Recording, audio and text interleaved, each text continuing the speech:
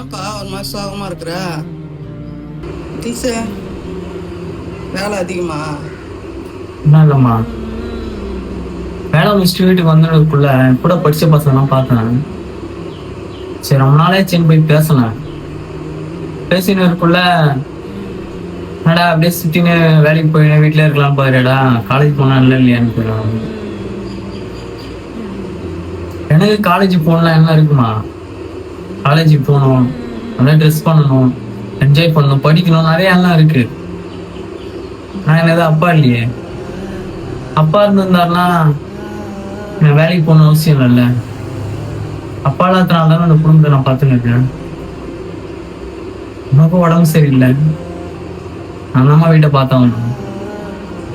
வெளியில நிறைய பேர் கேட்பாங்கம்மா, ஏன்டா காலேஜ் போகாம வேலைக்கு போயிட்டு இருக்கிறேன்னு. நிறைய ஒரு மாதிரியா இருக்கும். என்னால் பதில்களும் சொல்ல முடியாது. அவன் போயிடும் போகணுண்ணா போகணுண்ணா. ஆனா நம்ம கூட்டு கஷ்டம் அவங்க இல்லாம தெரியும். ஒரு நாளும் காலையில எழுந்துச்சு வேலைக்கு போகணும்னு நினைக்கும் போதெல்லாம் நமக்கு இது வேலைக்கு போற வயசாதான் தோணுமா? ஆனா வேலைக்கு போனதான் இன்னைக்கு நம்ம வீட்டுல சாப்பாடுன்னு நினைக்கிறப்ப இதெல்லாம் யோசிக்காம போயிடும். ஆனா இப்படி யாருன்னா ஒரு ஆளு காலேஜ் போலையான்னு ஞாபகப்படுத்தி கேட்கும் போதுதான் ரொம்ப கஷ்டமா இருக்கும். உங்களுக்கு சொல்றாங்களே அவங்களும் அப்பா இருக்காங்கம்மா, அவங்க வீட்டை பார்த்து பாரு, அவங்க போய் படிப்பாங்க சொல்லுவாங்க.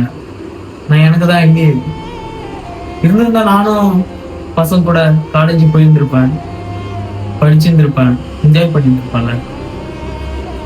ரொம்ப கஷ்டமா இருக்கு.